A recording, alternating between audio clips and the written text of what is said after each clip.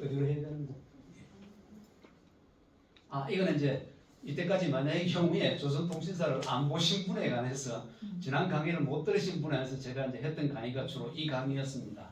그래서 일단 조선통신사가 우리 한일 문화교류에서 막대한 역할을 했는데 그걸 다른 거는 몰라도 우리 부산과 기장에 있는 분들 정도는 알고 계셔야 된다라고 해서 그때 제가 이 강의 주제를 잡았습니다.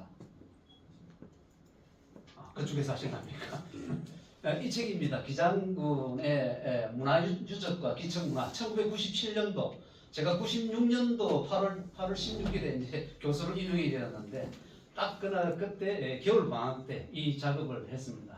아까 회장님께서 어째 학생들보다 더 빨리 이렇게 일찍 오셨나 이러는데 저 앞에 보시면 저자가 김성찬 외 공편 이렇게 되어 있습니다.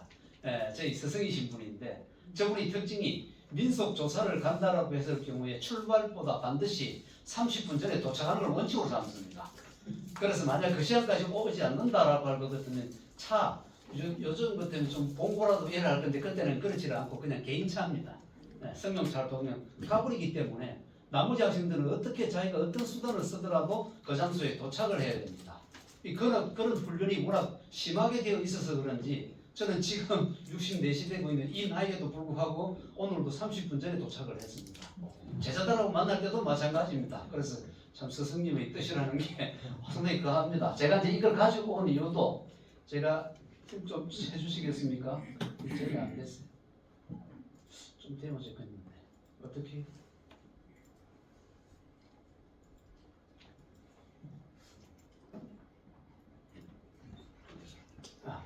혹시 지금 여기 보시면 제보자라고 되어 있는데 옛날에는 개인 신상 보호 이런 게 없었기 때문에 저희들에게 이 말씀을 해주신 분들 명단을 그냥 쫙 그냥 다 적어놓은 겁니다.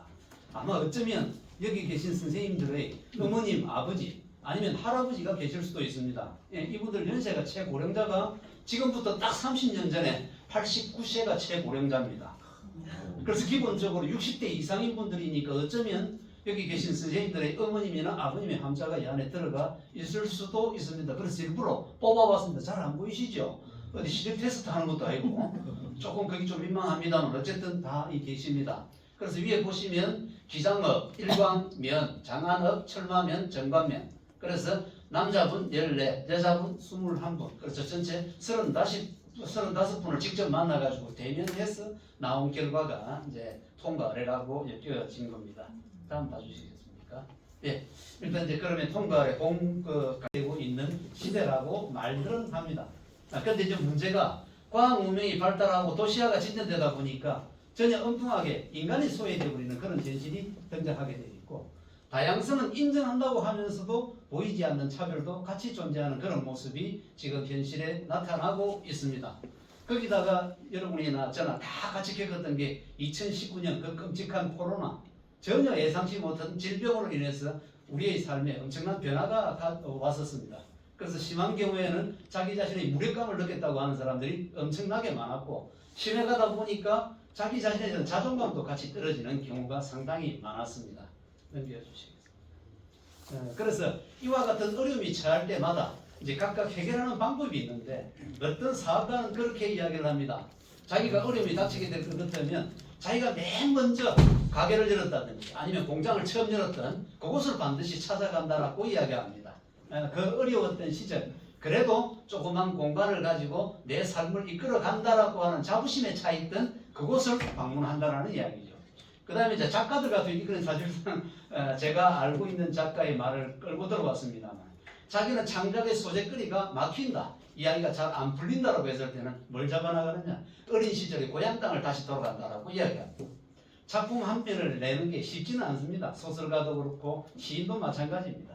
그럴 때는 가감하게 어린 시절의 고향으로 돌아간다. 거기에는 동산이라고 하는 아주 야트막한 산이 하나 있고 그리고 소나무에다가 새끼줄 걸어가지고 그네를 뛰던 그야말로 천진난만한 그 삶이 있었기 때문에 그쪽에서 내가 꿈꾸던 무한한 감성을 한 번 더 일깨워 본다라고 그렇게 이야기합니다. 그래서 사업가든 작가든 이 두 분에서 공통적으로 되어 있는 게 뭐냐 하면 어려움을 해결하는 방식은 내가 세상에 첫 발을 내딛었을 때 그 감정 그걸 그대로 유지하면서 가는 게 결국은 되는 것이다. 그렇게 본다면 우리가 세상에 태어나서 가장 첫 출발은 아무래도 태어나는 거 아니겠습니까? 그지? 그래서 이번에는 통과 의례 중에서 태어나고 아이가 자라는 짧은 순간 그것에 대해서 한번 이야기를 해보도록 하겠습니다. 이제 통과 의례를 들어가기 전에 이제 의례라는 단어에 대해서 먼저 좀 정의를 해보도록 하겠습니다. 일정한 문화권에 살면서 자연스럽게 약속되어 치러지는 행사를 의례라고 이야기를 합니다. 그래서 첫 번째 일정한 문화권, 우리 같으면 기장권입니다. 그지? 기장지역이라고 합니다. 그 다음 오랜 생활 습관, 다른 건 몰라도 기장지역에 살고 있는 분들이라면 내 의지와 전혀 관계없이 몸에 그냥 체득이 돼버린 겁니다. 그 다음에 세 번째는 구성원, 이게 바로 이제 기장에 같이 몸을 같이 섞고 있는 분들, 이분들 사이에서 약속되는 것처럼 치러지는 행사. 자, 멸치대축제 언제 합니까? 기장 멸치대축제 4월에 마지막 금, 토, 일 아닙니까? 맞죠? 차성축제 언제 합니까? 10월이라고 하는 데도 있는데 올해 같은 경우는 9월달로 그렇게 돼 있더라고요. 9월 마지막 토, 일로 돼 있더라고요. 그거는 기장 사람한테만 통하는 이야기입니다. 서울에 가가지고 멸치축제 언제 하러 가면 어느 멸치부터 나오면 정신없어요. 진짜 정신없습니다. 근데 이게 딱 되지 않습니까? 그래서 이거는 오로지 기장지역에서 통할 수 있는, 그래서 그런 걸 의례라고 하는데 한자말로 의례인데 희한하게도 밑에 보시면 의례라는 단어가 나와 있죠. 저 순수 우리말입니다. 의례, 경험으로 보아 마땅히 또는 늘 이런 뜻을 가지고 있습니다. 그래서 실제로 위에 거하고 별 차이가 없어요. 경험으로 보아 마땅히, 우리가 여기 살면서 경험으로 보아서 다 겪었던 그것들이 의례가 되었다라고 그렇게 생각을 하시면 됩니다. 오늘도 보시면 사실은 종강이지만 12월이 되면 의례 무엇을 하게 마련이다. 어떤 단체다? 그렇지. 종강도 하지만 송년회를 하기 마련이다. 12월달 되면 초부터 해가 송년회를 시작합니다. 나중에 자리 못 잡는다고. 자, 그래서 일단 의례의 이제 종류를 한번 볼 건데, 의례의 종류는 첫째는 세시 의례가 있고, 두 번째는 임시 의례가 있고, 그다음 세 번째는 오늘 우리가 하게 되는 통과 의례가 있습니다. 자, 세시 의례를 한번 볼까요? 세시 의례란 1년을 주기로春夏秋冬의 특별한 날을 정하여 계절의 변화에 의미를 부여하며 치르는 행사를 세시 의례라고 한다. 그래서 이거는 세시 의례의 특징은 어김없이 그때가 되면 다시 돌아옵니다. 우리가 지금 10월 송년이라 해가지고 이야기를 하고 있지만 다음 달 되면 또 분명히 또 뭐합니까? 새로운 해가 다시 또 해가지고 신년 모임을 또 가지지 않습니까? 그죠? 이거는 계속 반복이 됩니다. 그래서 세시열에는 주기성을 가진다라고 그렇게 이야기를 합니다. 자, 그럼 여기 요거는 음력으로 다 따지는 건데 양력이 아닙니다. 1월 1일, 3월 3일, 5월 5일, 7월 7일, 9월 9일 요것들이 이제 우리의 세시 풍속원에 포함이 되는 겁니다. 자, 1월 1일은 뭡니까? 이제 우리는 대화가 됩니다. 저번에 통신사와 완전히 다릅니다. 같이 이야기할 수가 있습니다. 1월 1일은 설날입니다. 3월 3일 날. 3월 3일 날이죠. 그지? 자, 그 다음에 5월 5일. 그렇지. 어린이날 이러면 안 되고. 다음 7월 7일. 칠석이죠. 견우와 직녀가 만나야 될 거 아닙니까? 자, 9월 9일. 자, 여기서부터 또 막 갑니다. 백중. 사실은 이게 어찌 보면 유명무실화된 명절처럼 되어 있습니다. 이걸 뭐라고 하면 중량절이라고 이야기를 합니다. 자, 그래서 조금만 거기에 대해 설명을 드리도록 할게요. 숫자를 잘 보시면 1, 3, 5, 7, 9를 갖다가 우리가 홀수라고 이야기하죠. 동양에서 수간어로는 뭐냐면 우리 민족이 가장 중하게 여는 게 음과 양의 조화를 엄청나게 중하게 합니다. 우리 민족은 음과 양의 조화. 자, 그럼 같이 한번 들어갑니다. 우리 민족의 상징물 중에서 음과 양의 조화를 잘 나타내고 있는 상징물은 무엇일까요? 그렇죠. 감사합니다. 위에 양이 있고 밑에 음이 있지 않습니까? 그죠? 음양의 조화를 엄청나게 중요하게 여기는 게 우리 민족입니다. 그런데 수에도 똑같이 들어가 있습니다. 홀수를 갖다가 양수라고 생각합니다. 몇 양자를 써가지고 양수. 자, 그 다음에 짝수 돼 있죠. 2월 2일. 자, 2월 2일 떠오른다는 말씀 해보시죠. 2월 2일. 지금 이게 떠오르면 천재가 되든지 새로운 학사가 나오고 4월 4일 뭔가 안 나오죠. 그죠? 6월 6일 현충일 이래서 하면 또 안 된다는 얘기죠. 8월 8일 10월 10일. 자, 그래서 앞에는 보면 일자, 달리 말하면 양수라고 하는 것이 겹쳐가 있습니다. 겹쳐 있죠. 그걸 뭐라고 하면 요걸 씁니다. 중자를 씁니다. 겹칠 중자, 무거울 중자가 아니고 이때는 겹칠 중자. 뭐가 겹쳤느냐? 양수가 겹쳤다는 이야기가 나옵니다. 그렇다면 1월 1일도 양수가 겹친 거고 3월 3일도 겹쳤고 7월 7일도 겹쳤고 9월 9일만을 뭐라 하면 이 겹친 날 중에서 최고의 수 명절이라 해가지고 중량절이라고 이야기합니다. 1월 1일을 중량절이라고 이야기하지 않습니다. 중량은 중량 1에 최고로 높은 거 우리 민족이 좋아하는 숫자가 뭡니까? 3이죠. 우리 민족은 진짜 3으로 죽고 3으로 인생을 거합니다. 잘 아시죠? 천지인 삼지 아닙니까? 우리는 뭘 하더라도 3세번입니다. 그죠? 재수 용서합니다. 삼수 용서합니다. 사수 지급 안 하지요. 그 다음도 안 합니다. 3은 모든 게 해결됩니다. 중매를 잘 쓰면 중매 잘 쓰는데 깜때가 되겠습니까? 중매를 잘 쓰면 술이 섭자. 그 다음에 중매를 못 쓰면 뺨이 섭대. 그렇죠, 그죠? 자, 그 다음에 몇 살 벌어서 몇 원까지 간다? 10살. 오늘 잘 되고 있습니다. 제가 바르는 수업은 사실 이건데. 자, 그 다음에 이것은 누구라도 다 안다 할 때 딱 들어가는 단어가 뭐가 있습니까? 그렇죠, 삼척. 우리는 삼에 목숨을 겁니다. 과거, 현재, 미래도 세 개가 그렇지, 그지? 그래서 사실은 삼이 되는 이유 중에 하나도 방금 아까 양수, 음수를 우리가 이야기했기 때문에 3을 왜 좋아하느냐? 1은 양수 중에서 첫째 수 아닙니까? 그죠? 2는 음수 중에서 첫 번째입니다. 아까 우리 민족이 좋아했던 거는 음과 양의 조화를 중요하게 얘기했습니다. 그렇게 1만으로 완전하게 되는 것도 아니고 2만으로도 완전하게 되는 게 아닙니다. 그럼 어떻게 될까요? 1과 2가 결합해야 음과 양이 결합된 수가 완전수가 된다고 보는 겁니다. 그래서 3이라고 이야기를 합니다. 그래서 우리 민족은 3에다가 목숨을 거는 삼세판의 민족입니다. 실험은 그렇죠. 삼세판 아닙니까? 뭐든 그렇습니다. 자, 그러면 기왕 말 나온 김에 조금 더 나아볼까요? 3이라는 숫자가 그와 같은 의미를 가진다면 33이면 더 좋지 않겠습니까? 33. 자, 우리 민족의 역사 중에서 33이라는 숫자가 들어가는 게 뭐 있을까? 아니면 우리의 생활 속에서 33이 들어가 있는 게 뭐가 있을까? 33인. 어디 있었어요? 저요. 좋습니다. 왜냐하면 선생님이 지금 이 강의에 맞는 게 아까 비장독립운동소 회장님도 계시는데 김이 독립선언을 할 때 33인이 들어가는 거예요. 거기 34인도 들어가도 돼요. 35인이 들어가도 돼요. 하지만 33 이상은 뭐 밑으로도 되지 아니하고 위로도 되지 않습니다.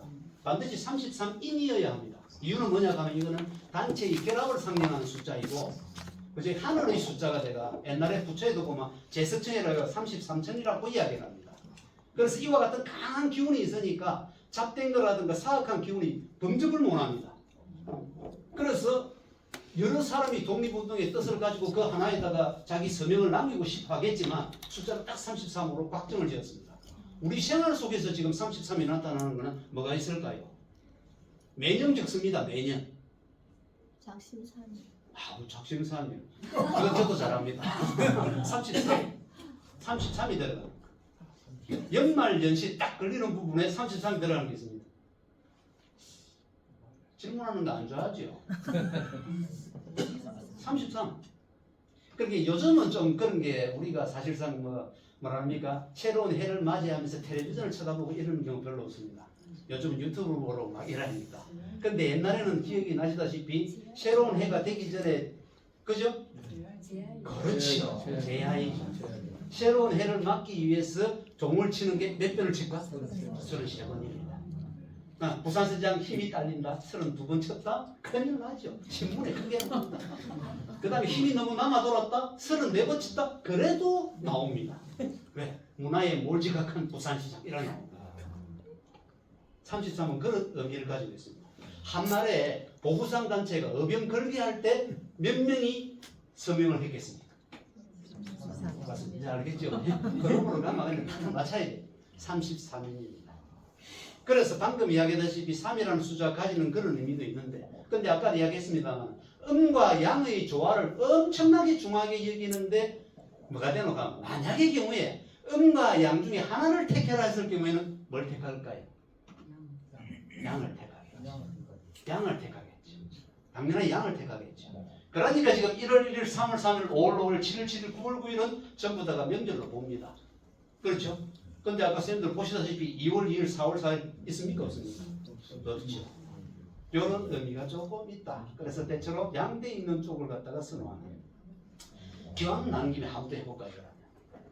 과거 시험을 쳤을 때 고려 시대부터 시작된 과거가 사대 광종부터 됩니다만 과거 시험이 고려 때부터 시작되는데 조선 때까지 계속 가져오지. 문신과 무신을 뽑습니다. 문신과 무신을 뽑는데 문신은 몇 명을 뽑고 무신은 몇 명을 뽑을까요? 강의 흐름대로 따라오면 됩니다. 다른 생각하지 마시고. 그렇죠. 몇 명을 뽑았다? 30명. 문신은 33명입니다. 하늘의 숫자, 제석천, 나오는 숫자 33, 태양과 같은 숫자. 자, 그러면 무신의 숫자는 몇 명이었을까? 쌤도 잘 가십니다. 어쨌든 짝수로 갔다는 게 중요한 겁니다. 그죠? 짝수로 갔는데 지금부터는 이제 업다운으로 가야 됩니다. 다운입니다. 22명. 22명도 쌤도 상당히 훌륭하십니다. 자, 거기서 업으로 가셔야 됩니다. 30명. 30명에서 조금 더 32명. 32명. 떡다운 42명. 아, 저거 지금 내려오면 밤새입니다. 아까 쌤 30명 했는데 그거 조금만 내려보십시오. 28. 이제 28이잖아. 자, 그러면 이게 또 왜 28일까? 아까 33은 태양의 숫자와 같다라고 만약에 이야기한다면 문신이든 무신이든 뽑기가 쉽지 않아요, 그게. 전국에서 뽑으니까 진짜 그렇게 쉽지 않습니다. 자, 그런데 33이 만약에 하늘의 숫자, 태양의 숫자라고 만약 본다면 무신도 마찬가지로 하늘에 번쩍번쩍 하는 사람과 같을 거 아닙니까? 대단한 사람 아닙니까? 빛나는 존재라는 이야기예요. 하지만 문신이 33이라는 숫자를 쓰는 데 비해 가지고 무신은 짝수 숫자 28을 씁니다. 이유는 뭐다? 하늘의 별자리를 그 당시 동양적 사고로서는 28개가 있었다고 사고를 합니다. 28개. 이거 뭐 설명하기가 좀 곤란하긴 합니다만 해볼까요? 나중에 강의 안 나가더라도. 일단 기본적으로 사방 아닙니까? 그 다음에 쭉쭉 들어가 그러면 팔방 아닙니까? 팔방인데 방향이 나누어져 있는 중간에 있지 않겠습니까? 그죠? 그러면 각 방향에다가 3개씩을 한번 넣어 보십시오. 그럼 상구 27이 되죠. 그럼 하나는 뭘까? 어디를 가더라도 그쪽을 보고 가면 된다. 북두 칠성, 북극성. 그럼 28이 됩니다. 그래서 결과적으로 무간도, 문간도 그야말로 하늘에 빛나는 존재이긴 한데 문관과 무관 중에서 그래도 어느 쪽을 택하라 하면 어느 쪽을 한다는 이야기입니까? 똑같이 문관 쪽으로, 양쪽으로 간다는 이야기죠. 그래서 우리 이쪽의 음쪽은 전혀 나타나지 않는 쪽이다. 그 정도만 해놔놓고 가겠습니다. 너무 많이 가면 안 될 것 같아서. 다음 넘어갑니다. 네, 다음에 3월 3일 날 꽃지진 화전놀이라고 하는 거. 요즘은 이런 풍치도 없습니다. 화전할 틈이 없습니까? 그지? 그냥 가게가 굽고 말지라고. 그 다음에 옛날 다회를 하고 하는 모습. 자, 그 다음. 단어나 잘 아시다시피 창포물. 그지? 네, 머리 물들이고 하는 거. 그 다음에 여성들 같은 경우에는 그네를 띄고 남성들 같은 경우에는 씨름을 하는 게 단어의 풍습이었습니다. 그지? 자, 그 다음에. 네, 칠석이죠. 견우와 직녀가 만나고 헤어지는 모습인데 이때는 이제 걸교라 그래가지고 그 직녀가 다른 것이 아니라 배 짜는 여자 아닙니까? 그러다 보니까 여자들이 그 당시에 삶에 있어서 가장 중요한 게 여성으로서 가져야 할 부덕 중에 하나가 뭡니까? 바느질을 잘해야 되거든요. 길삼 바느질 이렇게 주거든요. 그래서 바느질을 잘할 수 있는 아주 교묘하고 재주 있는 걸 빈다라고 해가 빌글자, 그죠? 교자, 교묘할 교자를 집어넣어가지고 그때 이제 정하수부터 떠나놓고 빌고 할 것 같으면 바느질 솜씨가 늘어난다라고 그래가 칠을 칠수 풍습이 있습니다. 다음 봐주시죠. 네, 요게 이제 중량들입니다. 아까 우리 민족이 3이라는 숫자를 그렇게 좋아하지만 폭포 이름에 여러분 삼룡폭포 들어보셨습니까? 오룡폭포, 칠룡폭포 없습니다. 우리는 전국 구룡폭포. 왜? 숫자고 가장 높다고 생각합니다. 자, 임금이 계신 곳은 구중궁궐이죠. 몇 겹으로 9겹 대가 있는 궁궐. 그래서 크고 높고 많다 이래 되다 보니까 최상의 숫자. 그래서 아까 똑같이 1월 1일, 3월 3일, 5월 5일, 7월 7일, 9월 9일 모두가 양수가 겹친 중량이지만 그 중에서 9월 9일만을 뭐라고 부른다? 중량절이라고 부른다. 그래서 그때는 하늘을 어딥니까? 집 뒤에 지상 중에서 가장 높은 곳이 올라가가지고 그지? 하늘을 땅을 쳐다본다든지 하면서 국화꽃을 갖다가 꺾고 그 다음에 찌짐도 하고 그 다음에 그 작년도에 와가지고 국화꽃을 꺾은 걸 갖다가 술로 이제 담은 걸 이때 와가 이제 개봉으로 해가 마시고 하는 이게 이제 중량절이라고 봐주시면 되겠습니다. 다음 가겠습니다. 요게 이제 세시어례입니다. 그래서 이거는 우리가 어릴 때는 설날을 얼마나 좋아했습니까? 그죠? 네? 이거는 거국적인 수금의 날이기 때문에. 근데 이제 어른이 딱 되고 나니까 이 입장이 완전 바뀌어지죠. 요즘은 그 위대하신 세종대왕님을 내미는 순간 애들 눈이 달라집니다. 그렇죠. 적어도 신사임당을 나는 원한다 이런 아버지고 이미 완전히 많이 달라졌어요. 자, 그게 이제 아까 세시열애라는 거고, 임시열애는 글자 그대로 임시입니다. 이거는 어떤 일이 갑자기 생겼을 때 거기에 대한 임시로 병통을 하는 겁니다. 제일 많았던 게 옛날에는 비가 안 오는 거. 우리가 농사거든요. 제일 중요한 게 비가 안 오면 옛날에 임금이 부득의 소치다 이렇게 이야기를 많이 했습니다. 그 다음에 옆에 보면 개청제는 또 뭐냐 그럴 거거든요. 이거는 비가 너무 내리기 때문에 이제 비 좀 그치게 기도하는 거죠. 그래서 실제로 조선왕조실록에 보면 어떻게 나오는가 하면 비가 너무 내리지 않는다. 임금이 직접 나와가지고 내리도록 그렇게 안 하니까 신하를 시켜가지고 기우제를 지낸 겁니다. 좀 있으니까 비가 떨어졌어요. 임금이 너무 기분이 좋았습니다. 그래서 내게 상을 후하게 내리노라 하고 상을 줬어요. 그런데 좀 있다가 상을 빼들었어요. 이유가 뭐겠습니까? 그렇죠. 비가 그치질 않는 거야. 비 오라 해가지고 비는 왔는데 그 다음에 비가 그치지를 않아요. 그래가지고 상을 빼들었다라고 하는 게 실록에도 있습니다. 코미디 같지만 실제로. 그래서 어쨌든 간에 그 당시 이런 것들을 임시열애, 이거는 임시적인 거고. 자, 이제 우리가 하게 되는 게 통과가 됩니다. 사람은 일생을 경과하면서 마디가 되는 인생의 고비, 이제 제일 처음엔 출생, 성년, 혼인, 회가, 죽음. 요때 이제 거행하는 의례를 갖다가 통과 의례라고 합니다. 쉬운 통과주는 한번 볼까요? 다음 보겠습니다. 우리는 흔히 간웅상제라고 보통 이야기를 많이 합니다. 네.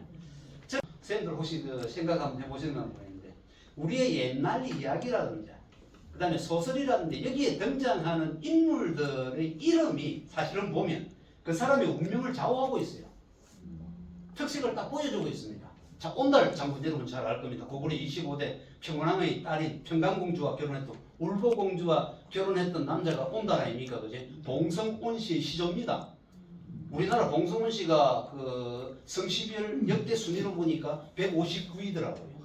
전국에 한 5만 명 정도가 있습니다. 근데 어쨌든 여기 보시면 이름을 한번 보십시오. 따뜻한 온자로 읽지 마시고 익힐 온자로 읽어주시고, 달자가 통달할 달자로 한번 읽어주시면 됩니다. 그럼 무슨 말입니까 이 말은? 처음부터 통달하는 사람이 아니라는 이야기죠. 온달. 서서히 시간을 가지고 돼야 제 능력을 발휘할 수 있는 사람이 온달이다. 그래서 우리는 뭐 경상도 사람 이거 딱 붙어 있지 않습니까? 바보, 온달, 축구, 빙시.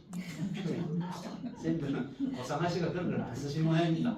저희들은 어릴 때 노래를 때 이게 많이 들어갔거든요. 그게 그냥 4개가 쫙 달라붙어야 제대로 욕을 한 거다라고 그렇게 때가 있었어.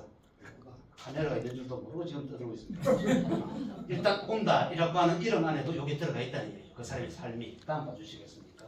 수로부인 잘 아시죠? 그죠? 이 사람 같은 경우에는 신라 성덕왕 33대 성덕왕 때에 순종공이라고 하는 사람이 강릉 태수로 부임을 하게 됩니다. 부임을 하게 되는데 이 수로 부인이 미모가 너무 뛰어났던 거죠. 지금 여기 보면 삼척의 수로 부인 근하공이라고 하고 있는데 이 모습으로 되어 있습니다. 좀 믿기질 않지요. 이 현대식 미인입니다. 옛날 미인은 이렇지 않아요. 질투가 일어나가지는 잘 안 합니다. 오히려 봉통하게 나가지.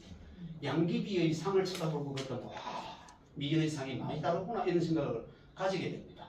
그래서 여기도 보면 수로라고 되어 있는데 이 부인이 임혜정이라고 하는 데서 잠시 쉬고 있을 때 갑자기 용이 나타나가지고 수로 부인을 채고 물속으로 들어가 버립니다. 자, 그럼 현실적으로 하면 어떻게 됩니까? 수로 부인은 익사지요. 익사지요. 그런데 뭡니까? 자기 남편 순정공이 내 부인이 잔에 들어갔으니까 어떡하고 오라고 하고 막 정신없이 하고 있으니까 옆에 지나가던 노인이 한다는 말, 그건 그럴 게 아니고 땅을 치면서 노래를 부르면 된다. 그래서 말합니까? 여러분 잘 아는 거부가 하는 게 있죠. 그지? 그 노래. 물론 그거는 구지가에 나오는 수로하고는 조금 다릅니다. 약간 변형이 되어 있다. 그래서 남의 부녀자를 앗아간 죄가 얼마나 큰지를 너 아느냐. 만약에 내놓지 않을 것 같으면 그물을 던져서 너를 잡아먹고야 말겠다. 뭐 이런 식으로 하게 됩니다. 그걸 갖다가 해가라고 이야기합니다. 근데 어쨌든 그 노래를 부르니까 아니나 다를까 그쪽에 있던 용이 이 여자를 수로 부인을 바깥으로 드러내게 됩니다. 익사체가 아니라 죽은 송장이 아니고 살아있는 모습으로. 그런데 나와가지고는 들어갈 때보다 더 향기로운 모습을 해가지고 나타나더라. 그러고 나와서 했던 이야기가 뭡니까? 그곳 용궁이라고 하는 곳은 바닷속의 세계는 인간 세상과는 비할 바가 아니다라고 칭찬을 막 늘어놓게 됩니다. 근데 사실은 이제 이걸 보고서 이분은 너무 미모가 걸출해가지고 산에 가면 산신한테 잡혀가고 강에 가면 강신한테 잡혀가고, 그리고 바다에 가면 바다신한테 잡혀간다 하는데, 이제 이거를 이제 요즘 민속학 쪽에서는 어떻게 해석을 하나 하면 아마 그 당시에는 재정 분리도 되겠지만 재정 일치도 있는 부분도 있어가 아마 재정 분리 시대에 정치는 남편이 순전공으로 해가 태수로 가는 거고 그 옆에 제사를 담당할 수 있는 무당이 아마 같이 따라갔는데 부인이 그 역할을 해달라고 되는 거죠. 달리 말하면 바다신한테 잡히고 산신한테 잡히는 게 진짜 잡힌 게 아니고 접신이라고 보는 거죠. 접신을 당했다라고 보는. 근데 어쨌든 그거는 제끼고 이름만으로 보면 물숫자의 길로자입니다. 우리나라 이야기 중에서 물에다가 처음으로 길낸 여자가 수로 부인입니다. 죽지 아니하고 보통은 익사체 이래 되는데 그게 아니고 갔다가 돌아오신 분이에요. 그래서 물에다가 길내신 분이 바로 수로다. 자, 그 다음 또 신청 모르는 사람은 없습니다. 그죠? 근데 우리가 신청했을 때 성신자로 읽지 마시고 잠길 침자로 한번 읽어보면 이 소설이 이해가 또 됩니다. 아까 말이에요. 잠길 침자에 맑을 청자입니다. 어떻습니까? 잠긴다는 건 물속에 잠기는 거 아니겠습니까? 물에 잠겨야만 맑게 되는 여자가 신청입니다. 도대체 또 이건 또 무슨 말이냐? 그치? 조금 더 설명하도록 하겠습니다. 옛날에 이거는 정본이 아니고 여러분 알다시피 소설 같은 거 이본이 상당히 많습니다. 설화도 많고 옛날에 하늘나라에 옥황상제가 있고 상제니까 천자 아닙니까? 그지? 상제 밑에는 자그마한 왕들이 또 많이 있었습니다. 그 왕 밑에 공주가 있었는데 아리따운 공주가 있었는데 그 공주가 누구냐? 몽선입니다. 몽선이라는 공주가 있었어요. 그래서 옥황상제는 이 몽선이를 너무 기여한 나머지 뭘 시켜놓고 하면 네가 인물도 괜찮은 데다가 내가 유심히 잘 지켜봤는데 나중에 옥황상제니까 하늘에서 벌어지는 잔치를 베풀 때 가장 중요한 게 술인데 술을 갖다가 네한테 만약에 맡긴다 할 것 같으면 아마 그 관리를 갖다가 참 잘할 수 있을 것이다 라고 생각한 거죠. 그리고 몽선이에게 진짜 그걸 맡겼습니다. 한마디로 말 술 도가를 맡긴 거죠. 그래서 정말 잘했습니다. 그렇게 술이 모자랄 틈이 없었어요. 틈틈이 하는 정기적인 연애에서도 술이 있었고 어쩌다가 갑자기 벌어지는 임시 연애에서도 술이 항상 있었습니다. 그러니까 몽선이는 자기 역할을 참 잘했어요. 그런데 문제가 생깁니다. 옛날 혹시 영화 그거 기억나십니까? 해리가 셸리를 만났을 때 남자를 만나기 전에는 아주 괜찮았다는 이야기죠. 몽선이 역할이 아주 괜찮았다. 그런데 몽선이가 누굴 만납니까? 노근성을 만납니다. 이 사람이 요즘 말하면 견우처럼 속골고 다닙니다. 근데 사랑에 빠졌죠. 그런데 하늘나라 옥황상제부터 해가 모든 사람이 쳐다보고 있으니까 바깥으로는 다니기 힘들 거 아닙니까? 그럼 어디 갈까요? 자기의 직장에 술도가라 불러야 안 되겠습니까? 술도가라 부르는 겁니다.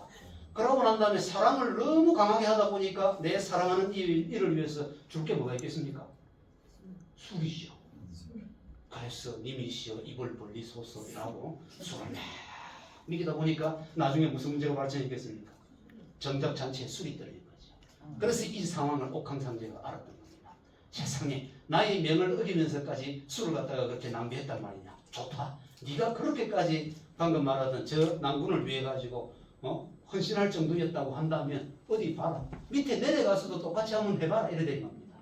자, 그때 밑에 내려와 가지고 몽선이는 뭐가 됐고? 뻔한 이야기입니다. 지금 신천이가 됐고 노근성은 내려오가 뭐가 됐고 심학규가 되었다. 자, 그러면 이제 우리나라 소설의 특징은 해피엔딩입니다. 건선징악이죠. 자, 일단 하늘에서 죄를 지가 밑으로 내려왔지만은 건선징악 되고 난 다음에 해피엔딩 구조로 되려고 하면 이게 나중에 죄를 갖다가 없애야 될 거 아닙니까? 자, 그럼 죄를 어떻게 하면 될까? 없애는 거는 이 지상에서의 최고 존재가 되면 됩니다. 왜냐하면 옛날 왕이라고 하는 그 건세라고 하는 누가 주노 하면 신이 준다고 생각했거든요. 그게 바로 왕권 신수설입니다. 네? 바로 옥황상제가 준다라고 생각하니까 이 지상에서 최고의 존재가 되면 되는 것이죠. 그래서 결국은 나중에 몽선이는 아버지를 위해 가지고 뭡니까? 임남수에 몸을 퐁당 빠지지 않습니까? 장길 침자입니다. 퐁당 빠집니다. 그러고 난 다음에 아까와 마찬가지로 익사체로 발견되는 게 아니고 어디에 되어 있습니까? 연꽃 위에 이렇게 탁 들어가 있죠. 그러고 난 다음에 누구에게 발견이 됩니까? 국왕에게 발견이 되지 않습니까? 그래서 국왕이 심청의 모습을 보고 반해가지고 왕비로 삼았다 아닙니까? 왕비가 됐으니까 벌써 최고 지존이 돼버린 겁니다. 하나가 남았습니다. 해피엔딩은 모두가 행복해야 됩니다. 자, 누가 남았습니까? 아버지. 하늘나라에서 노군성이가 지금 남아있잖아요. 그래서 여러분이 잘 알고 소경잔치를, 맹인잔치를 100일간 베풀어가지고 결과적으로 눈을 뜨게 되니까 이 심학규도 뭐가 돼버렸습니까? 왕비의 아버지이기도 하지만 누구? 왕의 장인어른도 되다 보니까 그거의 극입니다. 그냥 최고까지 간 거죠. 그게 해피입니다.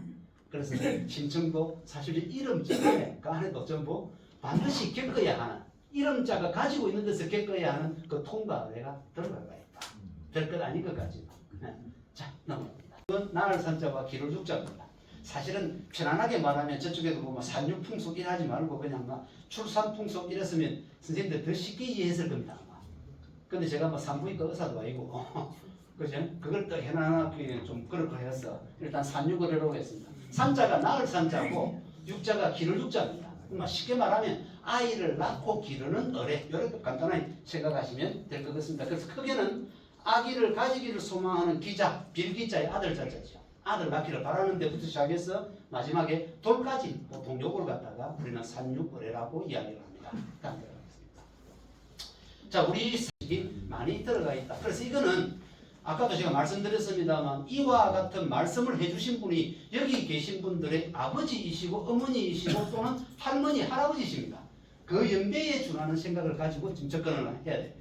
그때는 어쨌든 남자아이를 낳아가지고 집안의 대를 이어야 되겠다는 그 의식이 너무도 강했다라고 봐두시면 되겠습니다. 거기에 막대한 기여를 한 게 바로 주자학입니다. 그지? 성리학이라고 하고 있습니다만 이게 상당히 큰 영향을 미치는데 이 주자학이 우리한테 준 것 중에 하나가 가부장제라고 하는 이야기입니다. 집안의 최고 어른이라고 하는 존재가 아버지를 중심으로 움직이게 되어 있는 것. 부의 중심이고 그 다음에 그 중에서도 장남이 아버지 대를 그대로 존속해 나가는 그런 제도가 가부장제가 되어버립니다.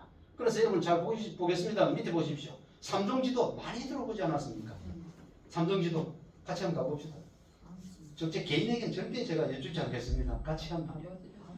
여자가 태어나서는 아버지를 따르고 그 다음에 결혼해서는 지아비를 따르고 그죠? 그 다음에 마지막에 나이가 들어서는 그렇죠. 아들을 따른다. 가만히 불고 그렇다면 여자라는 존재를 어떻게 취급하고 있습니까?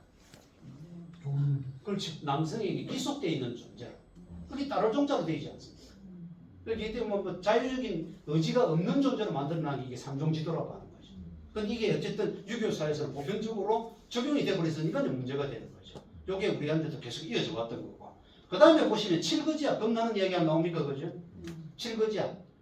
여성이 다른 건 몰라도 이 7가지 중에 하나라도 범하게 될 것 같으면 집에서 내칠 수가 있다고 하는 게 칠거지약입니다. 제일 첫 번째는 뭘까요? 칠거지약. 질투. 대단하십니다. 맞습니다. 여자의 질투 쫓아낼 수가 있다. 또 아들을 못 낳는 거. 무자식. 근데 보통 요거는 그냥 무자식이 아니라 아들을 못 낳는 걸 보통 기자식으로 합니다. 그러다 보니까 척도드리게 되는 거고 나중에 시바지까지도 들어오는 경우도 있습니다. 용인하는 경우가. 그런데 우리 민족이 그 대단하다고 하는 게 제일 첫 번째가 뭐냐 하면 칠거지약의 첫 번째는 시부모에게 불순해서를 됩니다. 요즘처럼 시부모 말씀할 때 거기다 쳐다보고 이러면 안 된다는 이야기죠.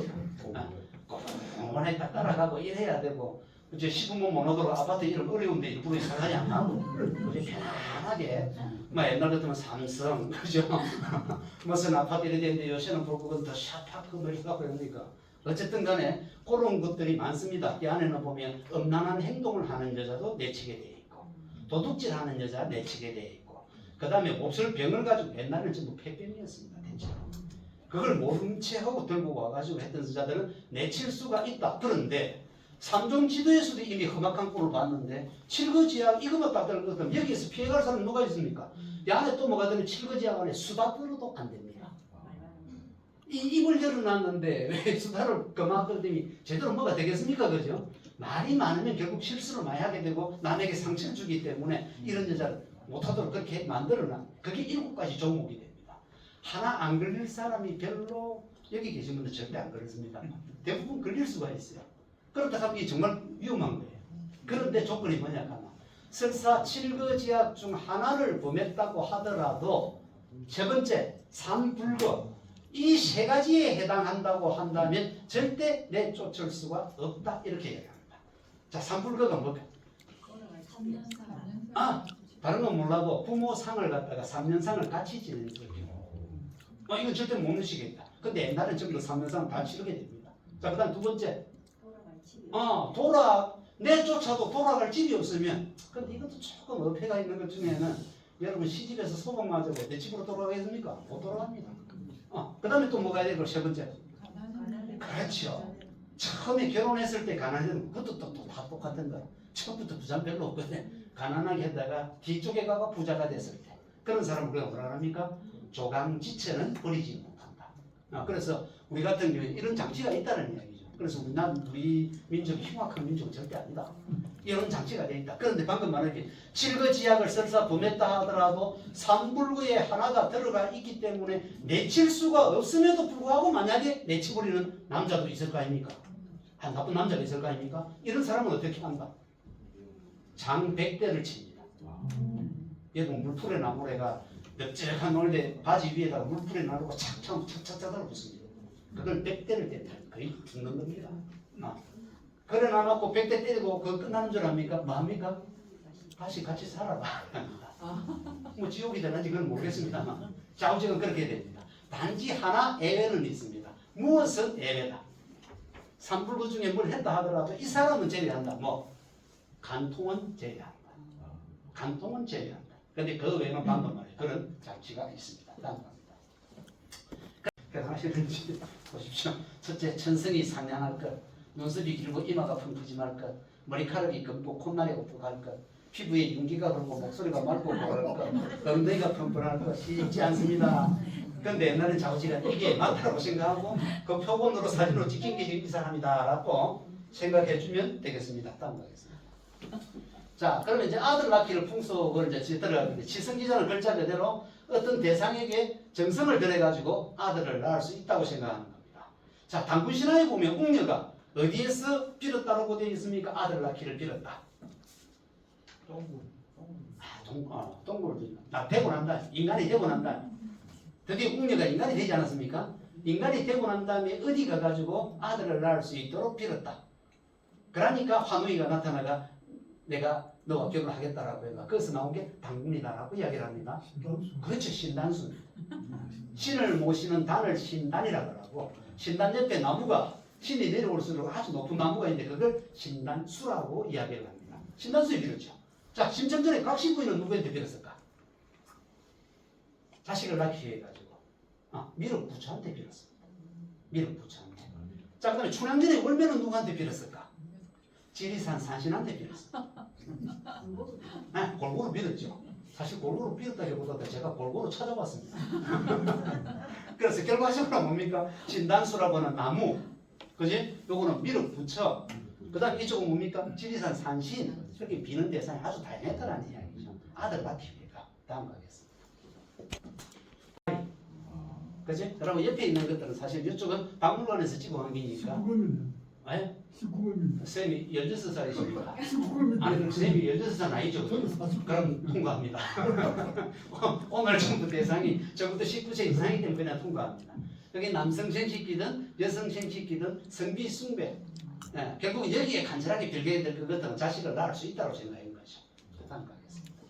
그 다음에 이제 달인마식이라고 하는 풍속이 있습니다. 이거는 뭐냐면 둥근 보름달이 떴을 때 그 우리가 흔히 말할 때 아이고 달 같은 아들 이런 게 있죠. 또 뚜뚜비 같은 아들 이래야 되는데 달이 워낙 원흉하고 모든 걸 다 갖춘 존재가 되다 보니까 그 보름달을 보고서 숨을 갖다가 빨아들이는 겁니다. 요것이요. 지금 제가 몇 번 빨아들였습니까? 3번 빨아들였죠. 반드시 홀수로 빨아들여야 됩니다. 아까 얘기하지 않았습니까? 홀수. 그래서 이걸 갖다가 많이 빨아들여야 보름달의 기운이 자기 몸으로 들어와가지고 아들을 낳을 수 있다고 생각한 겁니다. 그래서 조선 왕조실록에 실제로 이 달인마시기를 한 궁녀의 이야기가 나옵니다. 몇 번 빨아들였다는 게 있을까요? 3번은 저도 합니다. 3번은 저도 하니까. 적어도 실록에 기록될 정도보다는 상당히 많이 했을 거 아닙니까? 몇 번? 선생님 너무 심합니다. 3,000번 하면 이미 저쪽에 갑니다. 일단 돼 있는 거로는 27으로 돼 있습니다. 27기통이라 해가지고 27번을 쉬지 않고 빨아들였다.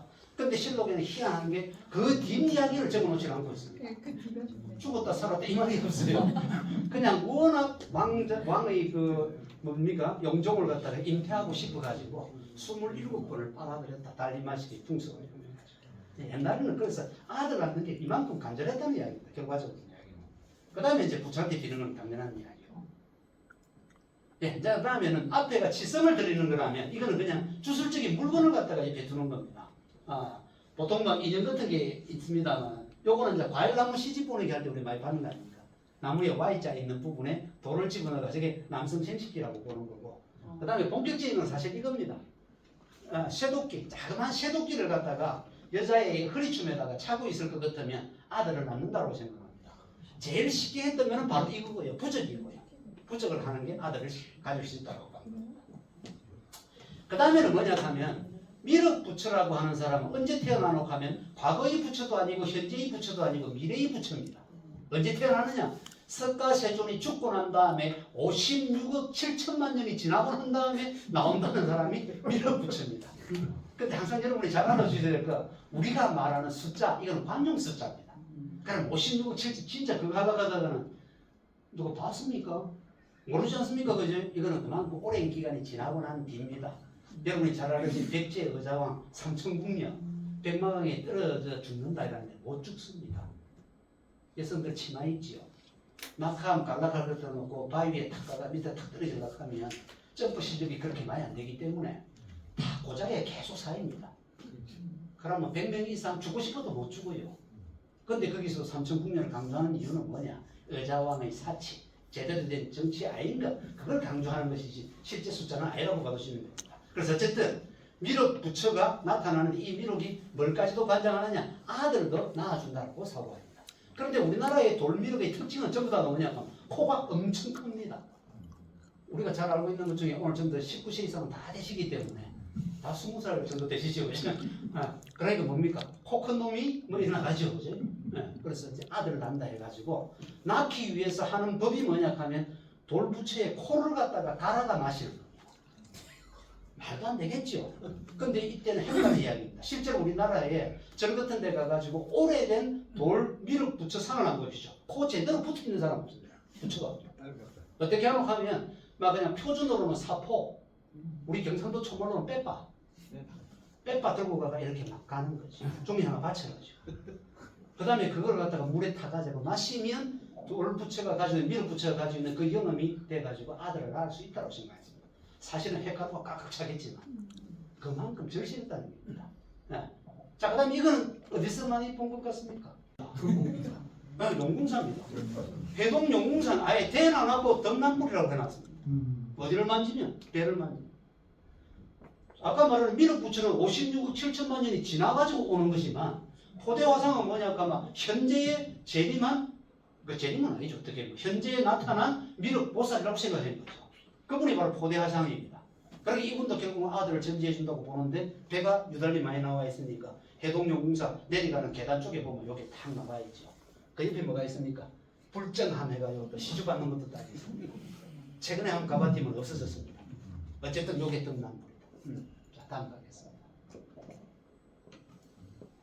자, 그 다음에 이제 우리가 얼마나 아들에다가 목숨을 걸었는지를 한번 보는 성별 애처급입니다. 이제 이거는 우리가 다 알고 있기 때문에 서로 경험한 것이니까 같이 이야기할 수 있습니다. 태몽이 있습니다. 우선 여자가 임신할 전후를 기점으로 꾸는 꿈인데 아까 말하던 기장지역에 여러분의 어머니, 아버지, 할아버지, 할머니가 내준 겁니다. 제가 진짜 통계만 냈을 뿐입니다. 자, 아들 꿈 호랑이, 용, 큰뱀, 말, 돼지, 자라, 잉어, 붉은 고추, 고구마, 익은 호박, 무, 가지, 실타래, 불, 해. 여기 아들 꿈이랍니다. 그 다음 밑에 깔꿈 작은 뱀, 실지렁이, 미꾸라지, 송어, 조개, 올챙이, 애호박, 푸른 고추, 푹간 꽃이랍니다. 차이가 혹시 이거 딱 보고 난 다음에 구별될 게 뭐가 있습니까? 아들 꿈과 딸 꿈의 차이가 그렇죠. 아들 꿈은 큽니다. 크기만 합니까? 깁니다. 크고 길기만 하겠습니까? 성숙하다, 익었다라고 나갑니다. 그 다음에 밝고 어둡기를 따지면 밝다로 나갑니다. 그래서 달리 말씀드리면 아들 꿈은 전부 다 긍정적인 위주로 다 돼야 해요. 그런데 딸 꿈을 볼 것은 대체로 부정적이다. 조금 왜소하게 그렇게 돼요. 근데 사실 이게 이해를 좀 해주셔야 될 게 꿈이라고 하는 것은 결과적으로 이 정신적이 되어 있는 부분들이 바깥으로 투사가 되는 겁니다.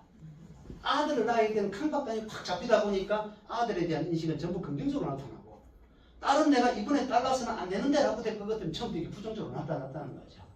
실제로 그런 꿈의 모습이 나타나는데 혹시 우리 회장님 태몽이 무엇인지 들어보셨습니까?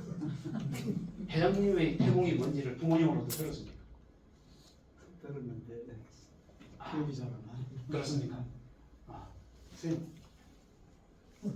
그렇습니까? 저는 이제 학교에서 수업할 때 학생들한테 만나니까 여태까지 몰라도 좋다. 오늘 집에 가가지고 어머님한테 한번 여쭤봐라. 아니 어쩌면 너가 평생 네 태몽을 모르고 그냥 갈 수도 있다. 라고. 혹시 우리 이졌습니까? 네. 과일 꽂으셨다. 과일은 저는 바로 딸입니다. 그 다음에 아까 우리 저 19세 어르신. 좀 모릅니다. 그래요? 의외다. 진짜. 의외다. 우리 저 분장 많으신 우리 선생님 혹시 태몽? 진짜 의외다. 선생님 무슨? 저는 산삼. 네? 산삼 산삼? 두 뿌리가 있어요. 와 여기도 나오지도 않는데. 기장직에서는 감히 꿈도 꿀 수 없는 부분을. 그래요? 혹시 저 부친의 그 고향이 어디십니까? 저 경북 경북 청송 밑에 그 산골 쪽입니다. 여창골. 이게 이제 중요한 건 제가 다른 말 하는 게 아니고 자신이 살고 있는 지역에 나는 산물을 중심으로 주로 이야기하는 경우가 많습니다. 그래서 요거는 기장 쪽에서 나온 것들만 지금 잡아놓은 거예요. 그래서 뱀도 큰 뱀이 있고 작은 뱀이 있는데 큰 뱀은 아들이고 작은 뱀은 거하고 그 희한하게 꿈을 꾸는데 뱀이 똥가리가 나버렸다. 무슨 꿈일까? 유산. 요거는 차마 적기를 안 했습니다. 넘어가겠습니다. 그 다음에 또 보십시오. 얼마나 성벽 예측에 목숨을 걸었는데 이거는 해가지고 날짜를 쓰는 나이를 서로 합치는 겁니다. 합치고 그걸 갖다가 3으로 나눕니다. 아까 우리 민족은 3을 대단히 중요하게 했죠. 그죠? 완전한 수락 했으니까 딱 나누면 0, 1, 2가 나오는데 1이 나오면 아들이고 0, 2가 나오면 딸이라고 보는 겁니다. 만약에 이게 신빙성이 있을까 그래도 오늘 집에 돌아가셔가지고 공범이 그때 우리 딸 낳았을 때 우리들의 나이가 몇인지 하고 한번 나눠보십시오. 심심할 때만. 자, 그 다음에 태동감지법 여기는 제가 사실 자신이 없습니다. 이거는 경험이 돼야 되는데 저는 태동을 안 느껴봤기 때문에 그런데 여러분의 어머니, 아까 할머니 이분들의 말씀을 들은 결과를 종합해보면 이렇게 나옵니다. 자, 같이 한번 가볼까요? 자, 어린애가 있는데 뱃속에 들어갔는데 이 안에 들어와 있는지 아닌지 조용한 아이가 있고 끊임없이 돌아다니는 애가 있습니다. 어느 쪽이 아들일까요? 답하지 마십시오. 생각만 하십시오. 자, 그 다음에 어떤 애는 보면 배 왼쪽에서 노는 애가 있고 어떤 애는 배 오른쪽에서 노는 애가 있다. 어느 쪽이 아들일까? 생각만 하십시오. 속으로 답만 하십시오. 그 다음에 어떤 데는 볼 것 같으면 여자가 옆으로 또 쳐다봤을 때 임신한 여자 배가 볼록하게 요래되는 경우가 있고 펑펑심한 경우가 있습니다. 어느 쪽이 아들일까? 그까지만 생각만 해주시면 됩니다. 그 다음에 이제 이집도 해가지고 앞에 임산부가 가고 있을 때 아침에 우리 경상도 말로 합시다. 우리는 아줌마가 안 되지 않습니까? 아침에 이랬을 때 고개를 왼쪽으로 휙 돌리는 사람이 있고 오른쪽으로 휙 돌리는 사람이 있는데 어느 쪽이 아들이겠습니까? 머리에 생각만 한번 해보십시오. 그러고 난 다음에 제가 다시 물을 땐 답을 바로 하시면 됩니다.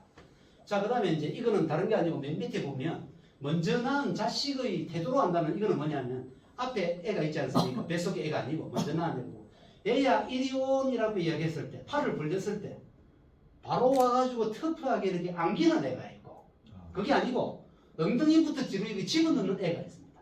어느 쪽이 아들일까? 자, 그러면 지금부터 아까부터 하는 대로 갑니다. 막 뛰다니는 애가 아들일까? 조용한 애가 아들일까? 조용한 애가 아들이라고 여러분의 어머니, 아버지가 말씀하셨습니다. 조용한 애가. 자, 그럼 배 왼쪽에서 노는 애와 배 오른쪽 어느 쪽이 아들이다? 왼쪽에서 노는 애가 아들이라고 이야기를 하셨습니다. 그 다음에 배가 볼록하게 나와 있는 경우고 푸짐한 경우 어느 쪽이 아들이라고 이야기하셨다. 자, 서서히 되지 어디 뭔지 오지 그제? 자, 그 다음에 네 번째 아까 말하던 아침에라고 불렀을 때 고개를 왼쪽 획 돌리는 사람이고 오른쪽 획 돌리는 사람 어느 쪽이 아들이다? 왼쪽. 선생님 참聰明하십니다. 아이고 대단하십니다. 자, 같이 이제 분위기가 딱 흘러오지 않습니까? 이 강의를 따라온다는 건 대단한 겁니다. 자, 그 다음에 이제 마지막 아까 말하던 애야 이리온 했을 때 터프하게 안기는 애가 있고 엉덩이부터 집어넣는 애가 있다. 어느 쪽의 아들이다? 아, 쟤는 퍼펙트하게 강했다. 엉덩이부터 집어넣는 애가. 자, 그러면 이제 우리가 이거 해석을 해. 그냥 막 쫙 나열할 것 같으면 이거는 그야말로 뭐라 합니까? 보고 수준에서 그냥 나오는 거고 해석을 해야 되죠. 일관되게 희한하게도 여러분께 선생님들의 아버지 어머니가 했던 말은 우리가 생각했던 것과 정반대가 되고 있습니다. 뭐가 반대가 되고 있습니까? 우리는 전부 다 그렇다면 오른쪽에서 놀아야 아들 아닙니까? 배가 볼록하게 나와야 아들 아닙니까? 신나게 뛰어야 될 거 아닙니까? 그죠? 이게 아들이라고 생각하는데 실제로는 그렇지 않다는 얘기죠. 우리들의 기장지역의 그 당시에 아버지, 어머니, 할머니, 할아버지들은 어떻게 생각했느냐? 뱃속의 세계와 바깥 세계는 다르다고 생각했다. 우리가 흔히 신당 같은 데다가 새끼줄을 치는데 그때 새끼줄도 평소에 오른쪽으로 꼬는 게 아니고 왼쪽으로 꼽니다. 그건 바로 신의 영역이기 때문에 그렇습니다. 신과 인간은 다르다고 보는 거지. 우리가 오른쪽이 바로다라고 생각하고 있는데 신의 영역에서는 이게 되는 거예요. 똑같으면 신이 아니거든. 그러니까 신앙에 볼 것은 좀 특이하게 하지 않습니까? 우리는 10달을 기다려가지고 엄마가 우리를 낳아야 되는데 그 사람은 태어나는 게 어떻게 태어납니까? 하늘에서 갑자기 알이 내려와가 이래 돼야 뭔가 다른 거죠. 그래서 신의 세계와 인간의 세계는 다르다라고 하는 게 사실상 성별의 체계도 그대로 나타나는 것들이 있습니다. 그만큼 어떻게 보면 애를 가지고 태어난다라고 하는 이 자체는 하늘이 점지해 준 것이고 신이 점지해 준 것이다 라고 하는 그런 사고들이 상당히 강했다라고 그렇게 볼 수가 있겠습니다. 네? 아, 쉬어야 됩니까? 아들을 낳기 위해 가지고 지금 애가 나와 있는 마지막 애를 갖다가 설명할 때 이렇게 이야기합니다. 딸로서는 마지막을 강조하는 이름 애가 있는데 낳고 보니까 딸이지, 그지? 그러면 이게 계속 딸이 나면 안 되니까 아들 낳기 위해 가지고 딸의 이름을 이렇게 짓는다는 겁니다. 첫 번째 꼭지 많지요. 꼭지, 끝수리, 말수리, 망녀, 말희, 그죠? 다 들어갑니다. 이건 단지 말하면 딸은 그만 낳으라는 이야기입니다. 여기서 끝내자라는 이야기입니다. 그 다음에 아예 대는 안 낳고 딸은 낳았지만은 사내 이름으로 지어버리는 겁니다. 거기 보면 순남이, 그죠? 옛날 뭐 드라마에 있었지 않습니까? 순남이, 차남이 이렇게 있었죠, 그지? 다음에는 반드시 아들 낳아야 된다. 그 다음에 후남이, 뒤에도 반드시 아들 나와야 된다. 그 다음에 종철이, 이거는 뭐냐 하면 이해가 좀 안 될 겁니다. 그런데 뒤에다가 아무 하나 붙이면 간단합니다. 종치라는 얘기죠. 딸로서는 종치라는 이야기입니다. 끝내고 싶다는 그런 이야기입니다. 다음 주시겠습니까? 아, 그래서 밑에 보시면 오죽했으면 서방극락정교를 갖다가 계신다고 하는 아미타 연애조차도 법장 비구 시절에 자기의 소원이 뭐 있나 하면 48개의 소원을 내걸었는데 그 중에서 35번째 소원이 세세생생 태어날 때마다 아들로 꼭 태어나기를 기도하는 내용이 들어가 있습니다. 그 다음에 미안합니다. 괜찮습니다. 맨 밑에 보면 뱃속의 딸을 아들로 바꾸는 비법조차도 기록이 되어 있습니다. 그것도 어디에? 동의보감에 있습니다. 허준의 동의보감에. 허준의 동의보감은 안내의 일기와 함께 2009년도에 세계 유네스코 세계 기록유산에 등재가 된 책입니다.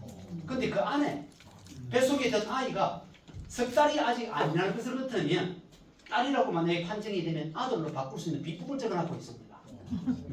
어떤 걸까요? 남편의 오줌을 요강에다가 받는다. 그리고 그 속에 생계란을 2달간 그대로 담궈 놓는다. 2달 후에 그 생계란을 건져서 삶아서 여자가 먹으면 뱃속에 있는 딸 아이가 아들로 변한다. 어디에? 유네스코 세계 기록 유산에 등재되어 있는 동의보감에 그 기록이 되어 있다는 이야기입니다. 그 다음에 뭐냐 하면 또 수탉이 꼴이 들어있죠, 그지? 그거를 임신부 몰래 뱃속에 들어있는 그 애를 임신한 여자 몰래 침상 밑에다가 한 2개 깔아놓을 것 같으면 수탉이니까 전염이 돼가지고 아들로 바뀔 수가 있다. 이게 뭐 그냥 부수도 괜찮습니다. 중요한 건 아들을 낳기 위해서 이만큼 우리의 선조들은 고생을 했다는 이야기입니다. 하다 못해가지고 아들 낳는 비법은 혹시 아시죠? 근데 저는 이런 말할 자격이 없습니다. 땅만 둘이 있습니다. 이게 월경이 끝나고 난 다음에 언제 관계를 가지면 아들, 언제를 관계를 가지면 딸 이렇게 나옵니다. 아까 음량으로 들어가면 됩니다. 간단합니다. 자 갑시다. 시작. 그렇죠. 월경이 끝나고 난 다음에 1, 3, 5 홀수날의 관계를 가지면 아들. 제가 한 게 아니고 아까 말씀드렸죠. 여러분의 기장 지역의 할머니 할아버지들 한 이야기입니다. 그 다음에 2, 4, 6으로 가면 딸이 나옵니다. 막 이런 식으로 넘어갑니다. 자, 그 다음 이거 한번 보십시오. 자, 이 이름을 딱 봤을 때 남자 이름이겠습니까? 여자 이름이겠습니까? 남자 이름 같겠죠, 그죠? 보십시오. 이 문순태라는 작가도 있지 않습니까, 그죠? 자, 다음에 한번 보십시오. 한자는 이렇습니다. 순할 숫자의 애기별 태자입니다. 순할 숫자의 애기별 태자. 남자겠습니까? 여자겠습니까? 이제 느낌이 가는 게 여자인 것 같죠, 그죠? 그 다음에 한번 보시겠습니까? 네. 방금 했던 그 사람의 동생이 이 사람입니다. 그리고 이 사람이 이해가 되시겠습니까? 네, 이게 다른 게 아니고 사실상 어떻게 보면 우리나라의 민속은 지금 제 세대에서 거의 아마 끝난다라고 생각해도 과언이 아닐 정도가 되겠다. 우리 이 연배에서. 이제 뒷밑에 팀들은 이런 걸 이해를 못합니다. 우리는 몸으로 육화가 돼가 있지만 다른 사람은 그냥 책으로만 볼 뿐입니다. 방금 제가 보여드렸습니다만은 형님하고 저하고 나이 차이가 많이 나다 보니까 그 다음에 제가 막내거든요. 5남매의 막내인데 알고 보니까 위에 형제가 두 분이 이미 돌아가셨어요. 어릴 때. 그러니까 마지막 아들 하나 건지기 위해 가지고 아들 하나 낳기 위해 가지고 누님 이름을 저렇게 만들어 버린 거죠. 그러게 애기별 태자 여자 이름이 들어간다는 게 말이 되겠습니까? 우리 누님이 상당히 총명했거든요. 정말 총명했습니다. 그런데 중학교 1학년 1학기 우리 한문 시간 들어가면 제일 먼저 하는 게 뭡니까? 칠판에 나오가 자기 이름 쓰기 아닙니까? 한자로. 우리 누님이 너무도 의기양양해가 칠판에 저걸 썼어요. 자기 이름을 저렇게 썼습니다. 그렇게 한문 선생이 그냥 넘어갔으면 되는데 거기다 시비를 걸었죠. 아니 세상에 딸의 이름에 애기별 태자는 아버지가 어디 있겠느냐? 나 아마 잘못 알 거다. 저 태자일 거다.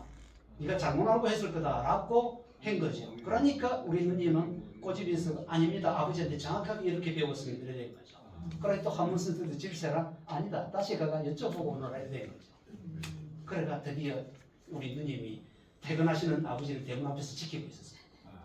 아버지가 문을 열고 딱 들어오죠. 아버지 내 이름 태자가 클 태자 저기냐 아니면 애기별 태자냐. 아버지 간단하게 끝내버렸습니다.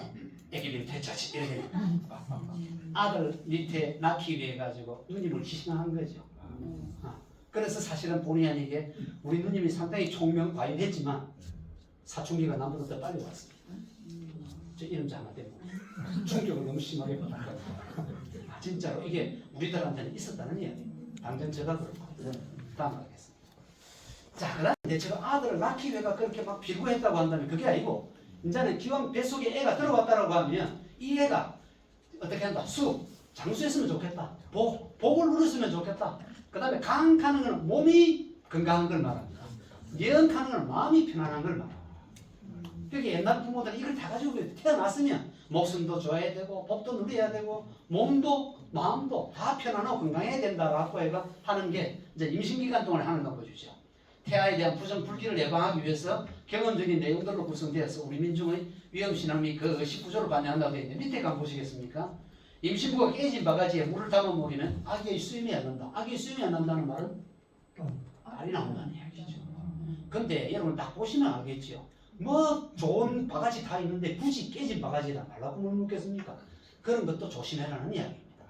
두 번째, 임신부가 모서리에 앉으면 아기가 큰 인물이 되지 못한다. 딱 중앙에 앉아라. 그 다음에 임신부가 이거는 많습니다. 음식 금기는 너무 많아요. 임신부가 생강을 먹으면 육손이 아기를 낳는다. 지금부터는 대체로 그 사물과 비슷한 형태로 들어갑니다. 생강이 불규칙하지 않습니까? 그죠? 그러니까 옛날에 가장 끝냈던 게 애 딱 낳고 난 다음에 가는 게 첫째 얼굴 보고 두 번째는 뭐 한다겠습니까? 손가락 발가락 돈다고 그랬습니까? 육손이가 좀 있으니까 나온다 그랬습니다. 자, 그다음 두 번째 깨는 먹지 마라. 임신했을 때 깨. 왜 먹지 마라 할까? 우리 경상도 말로 끼. 이는 왜 먹지 말라 했을까? 옆으로 기어가지고. 옆으로 기가죠. 제대로 안 가죠. 옆으로 기가고. 예. 그 다음에 젖을 먹을 때 꼭꼭 문다는 거죠. 그 다음에 터만하면 입에 거품 문다는 이야기죠. 그래서 먹지 말라고 이야기합니다. 그러니까 이게 육지 같은 아이들이 이게 기장이거든요. 기장에서 나온 겁니다. 이 전부 다가. 자, 그 다음에 문어를 먹지 마라. 빼대. 네? 빼대가 없다. 아, 뼈가 있다. 다리가 흐르르하고. 그 다음에 결정적으로 대머리가 된다. 이랍니다.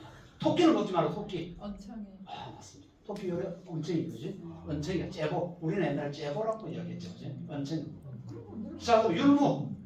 율무를 먹지 마라. 유산제. 이건 처음 들었을 수도 있습니다. 유산제를 우려서. 맞습니다. 율무는 이거 만약에 실험해보고 싶으면 요 밑에 내가 자판기 있죠. 율무차 먹기 전에 껌을 하나 씹으십시오.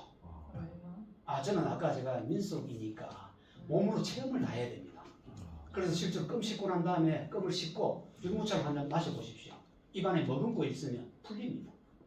껌이. 네. 아. 한번 경험해 보십시오. 오늘 지나가다가 혹시 있으면 핵이니까. 그렇죠. 네. 똑같이 본다는 거죠. 네.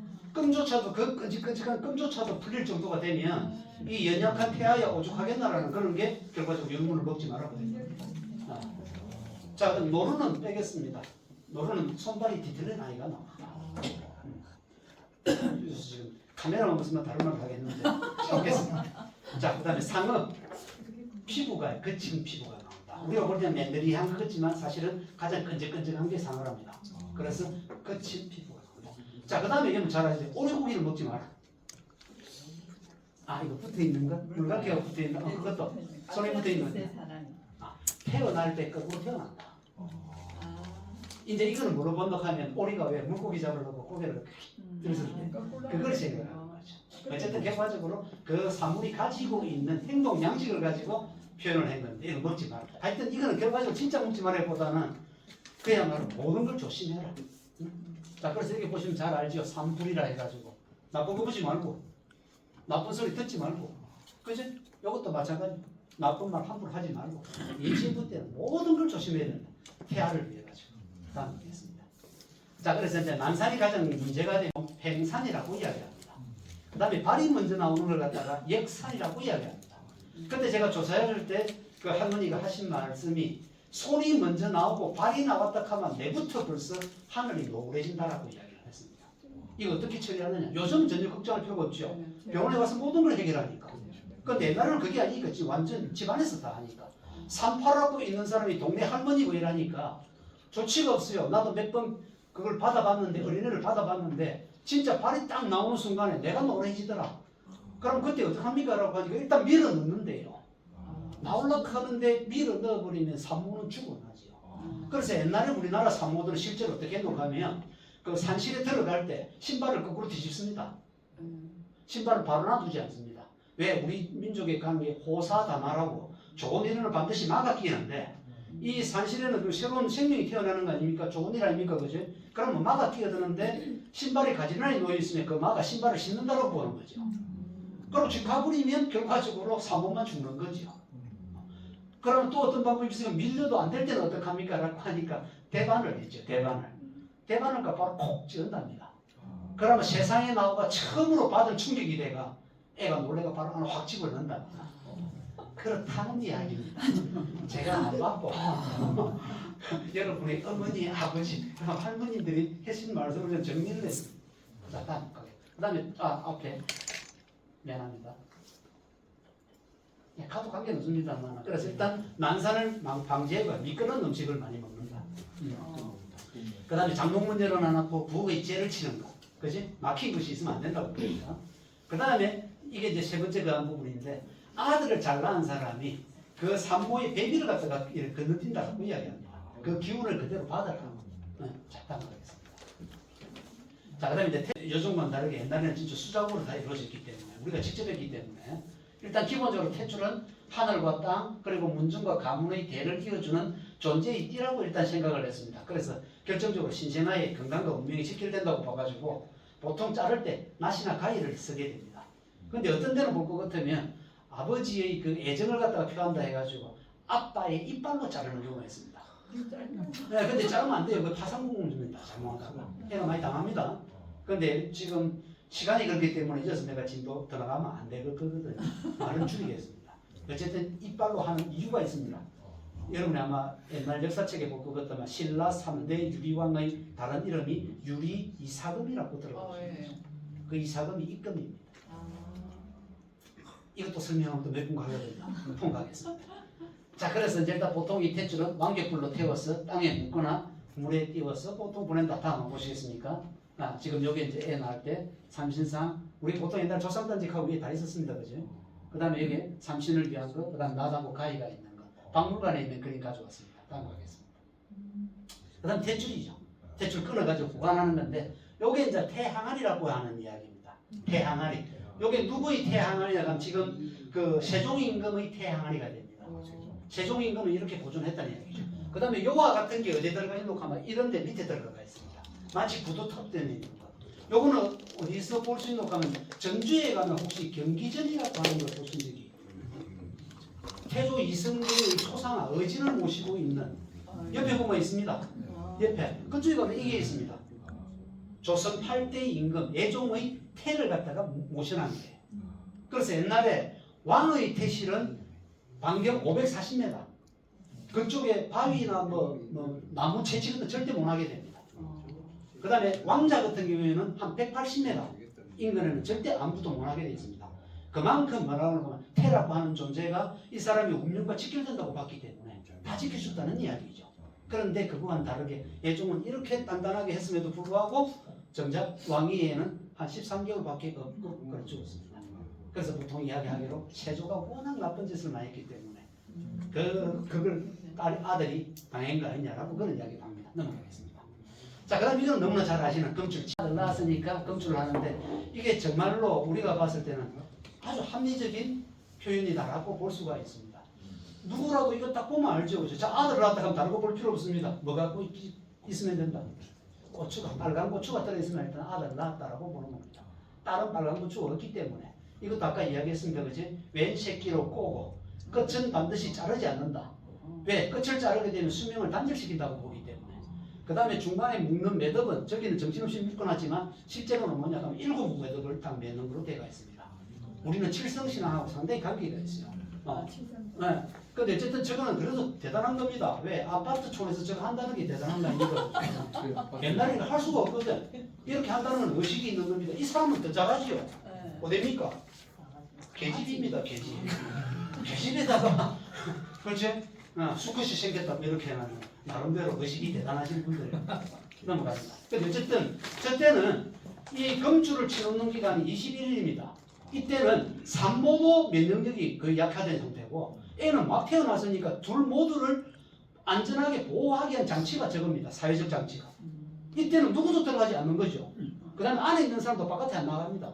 오죽했으면 아기가 낳았는데 금줄을 쳐주고 있는데 집안에 어른이 만약에 문상을 다녀왔다. 부고가 와가지고 문상을 다녀왔다. 그때부터 애 울음이 달라진답니다. 이때까지 병행하다가 어떻게 바뀔까요? 여러분이 어머님이 하신 말씀 이렇게 했어요. 어이구 바뀝니다. 저는 경험 안 했기 때문에 모릅니다. 여러분이 어머님이 그렇게 말씀하셨습니다. 네. 자, 그 다음 이제 37일의 여대인데 우리 민족은 37일을 상당히 중하게 여겼습니다. 방금 그런 의미를 지니고 있기 때문에. 그래서 이때는 조심해야 될 게 너무 많습니다. 빗자루로 이 마당을 쓸더라도 안방 쪽에서 바깥으로 문 쪽으로 쓰는 게 아니고 문 쪽에서 거꾸로 이렇게 씁니다. 만약에 이렇게 쓸어 나가면 모든 복이 실려 나간다고 합니다. 그래서 이 기간 동안에 남한테 곡식 같은 것도 전해주지 않습니다. 빌려주지도 않는다. 연탄불 같은 것도 옛날에는 돌려주지 않는 거로. 그 다음에 이때 30대는 뭐하노 하면 그 계란 후라이 같은 것도 잘 안 한다 그랬습니다. 맞아요. 얼굴이 부풀어 오른다. 맞아요. 부풀어 온다. 깨 같은 거 볶지도 않는다. 깨 볶으면 어떻게 된다? 나중에 어린애가 죽은 깨가 바닥바닥 붙는다. 제가 한 이야기가 아니고 여러분의 어머니, 할머님들 그렇게 말씀하세요. 37일의 금기가 그렇게 강했습니다. 그래서 첫 번째 일에는 한쪽 팔을 열어주고 조부모하고 만나고 두 번째 일에는 두 팔 모두 열어주고 어린애까지 까리니까 그 다음에 외조부 만나고 세 일의 때 돼가지고 이웃과 상면한다. 그래서 결과적으로 37일의 풍속은 서서히 자기 가족으로부터 사회의 한 구성원으로 자라나가는 그 단계를 보여주고 있는 것이다. 이렇게 봐두시면 되겠습니다. 자, 그 다음에 이제 아까 이름은 아들을 낳기 위해 가지고 맨 끝머리 딸의 이름을 아들처럼 짓거나 아니면 마지막이다 라고 하는 뜻으로 지었다면 그게 아니고 이제는 태어난 애를 아예 이름을 원래 본명은 있긴 한데 따로 집에서 부르는 이름이 따로 있는 겁니다. 자, 그래서 보시면 아들 이름을 갖다가 똥개, 강아지, 바오, 차돌 이거는 뭐냐 하면 아까 이야기했죠. 호사다마. 우리는 기본적으로 좋은 일은 항상 막아 낀다고 보니까 그래서 어디 가가지고 어린아이 볼 때 우리가 잘 하는 말이 뭡니까? 할머니들. 아이고 그는 밉상이네 이래. 밉상의 반대는 뭡니까? 곱상입니다. 그건 표준 단어에 다 나옵니다. 곱상, 곱게 생긴 모습이다. 밉상은 밉게 생긴 모습이라는 얘기죠. 근데 그걸 나쁘게 생각하면 안 됩니다. 우리 민족은 만약에 아이고 그는 참 이쁘고 똘똘하네 이렇게 하는 순간 누가 기다리고 있다? 마가 기다리고 있다는 얘기죠. 막 침범을 한다는 거죠. 그러니까 아이고 밉상이네 하니까 마가 올 생각을 안 하도록 만들어버립니다. 그런 의미가 존재한다. 그래서 저런 이름으로 나옵니다. 저는 어릴 때 이름이 불릴 때는 바우로 불렸습니다. 바우. 가만 생각이 다른 게 아니고 결국 형제가 둘이나 없어져 버렸으니까 죽지 말고 오래 살아라는 뜻으로 바위에 같이 미동도 하지 말라는 뜻으로 바우라고. 그 다음에 그거 무시해버리고 아예 그냥 복자로 붙이는 경우가 있어요. 복실이, 복길이, 복남이 나가는 거죠. 그 다음에 딸 같은 경우 보시면 소쿠리, 못난이 많이 들어봤을 건데 안 들어본 척 하시네. 그 다음에 복순이 순복이 나오고 그 다음에 저기 보면 조선의 그 말기에 고종 임금이 어릴 때 이름도 똑같이 개똥이라고 불렀다. 왕자 임에도 이랬다니까요. 어릴 때. 그 다음에 김시민 장군 진주대첩변 잘 아시죠? 그지? 김치라고 부르고 그 다음에 황희정성 돼지 아닙니까? 이런 식으로 오히려 저 부름을 천한 이름을 지어물어 내가 수명을 갖다가 잡신으로부터 보호하고자 하는 것입니다. 자, 다음 가. 그 다음에 이제 자식이지 아들 낳았는데 그러면 얘가 나중에 운명이 어떻게 될까 상당히 그 뭐라 그럴까 뭐라 그랬습니까? 궁금할 거 아닙니까? 그죠? 그러니까 제일 먼저 하는 게 뭐냐 하면 점을 짓다는 이야기죠. 부모들 생년월일을 집어넣고 애 생년월일 사주를 집어넣어 딱 해보니까 운수가 별로라. 두 사람들 부모와 자식 간의 운수가 별로라. 일할 때만 하면 자식 팔기가 이루어집니다.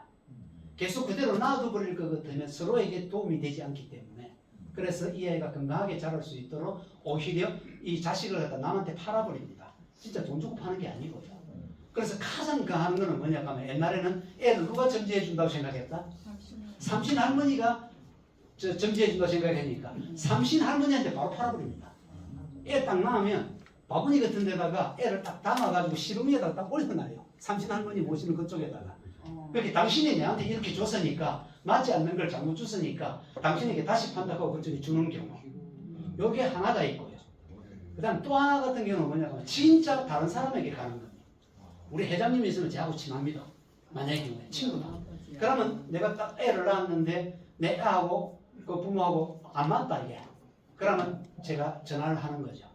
내가 나중에 며칠 갈 때가 집 앞에다가 나는 되게 네가 기다리고 있다가 애를 데리고 가라. 그럼 내가 얘를 갖다가 바깥에 드러내는 순간 얘는 내 자식이 아닙니다. 일단 부모와 자식 간의 연이 끊어지는 겁니다. 그러면 저분은 바깥에 딱 안에서 기다리고 있다가 문을 벌컥 열면서 뭐라 그럽니까? 그걸 갖다 우리가 바깥에서 쫓아오나 업동이네 이렇게 하면서 받아들인다는 거죠. 그러고 난 다음에 보통 하루 정도를 지난답니다. 하루 정도 지나고 난 다음에 이제 우리 회장님이 저한테 전화를 하는 거죠. 내가 몇 시에 가겠다. 그러면 이제 회장님이 우리 집 문 앞에다가 애를 다시 갖다 놨는 거죠. 나면 나도 또 쇼를 해야 돼요. 문을 엽니다. 업동이 이건 내 자식이 아니거든요. 그렇죠. 다른 데서는 온 자식이니까 그리고 받아가지고 하면 아들이 건강하게 자란다. 그렇게 사고를 했다는 이야기입니다. 근데 아까 제가 이야기하지 않았습니까? 제 시대가 아마 민속의 끝일 수도 있다. 저는 자식 팔기를 당했습니다. 어떻게 마지막까지 지키려고 하는 아버지 그게 있어가지고 저는 자식 팔기를 당했어요. 그래서 저한테는 양어머니가 있었습니다. 동네의 양어머니가. 그래서 제가 중학교 3학년 때까지 꼭 명절이 되면 고무신하고 버선하고 어머님이 저한테 사줘가지고 그걸 들고 가가 인사하고 꼭 그랬으면 중3 때까지. 그게 바로 자식 팔기다. 어쨌든 자식 하나 잘난 거, 그죠? 건강하게 오래 살기를 바라는 부모의 마음이 들어가 있으니까 거기에 대해서 시비를 걸면 안 되는 거죠. 자, 그다음 보겠습니다. 자, 우리는 100일 갖다가 많이 중요하게 생각합니다. 첫 번째는 이 생체적으로 100일 정도가 돼야 목을 바로 가눌 수가 있답니다. 목을 바로 갈 수 있는 자기의 줏대가 있는 부분이 되니까 아이로서 한 사람의 그 사람으로서의 모습을 갖춘다 해가 100일이 되고 또 하나는 뭐냐면 우리가 사계절이 발달하지 않습니까? 근데 옛날에 병이 가장 많이 걸렸을 때가 언제입니까? 겨울도 되겠지만 환절기입니다. 이 계절에서 저 계절로 옮겨가는 시기에 많이 되거든요. 근데 100일은 어쨌든 간에 하다 보면 하나의 계절과 하나의 계절을 겹치게 되죠. 그래서 그걸 일단 견뎌내는 걸로 100이고 그 다음에 또 우리 민족은 100을 엄청 좋아하지 않습니까? 우리 자식이 10점 받아오면 좋습니까? 우리는 100점의 목숨을 겁니다. 그죠? 그 다음에 교육을 하더라도 100년 되게 아닙니까? 네. 많다, 길다, 다 바쳤다, 퍼펙트 이래 되는 게 100입니다. 그래서 어린아이에 그런 100일을 하는 거게 되는 거고 끄트머리. 자 여기 한번 보시면 100일 행사는 다 아십니다. 그죠? 두 번째 거 한번 보시겠습니까? 고모가 100일 될 때 아기 베넷머리를 깎아준다. 왜 하필이면 고모가 베넷머리를 깎아줄까요? 여기도 나름대로 기장의 할아버지 할머니들이 뭐가 들어가 있습니다. 뭐가 있을까? 우리 이야기 중에 때리는 시어미보다 말리는 시누이가 더 밉다 이런 이야기 나오죠. 사실 그 당시에 시누이가 밉지 않습니까? 그죠?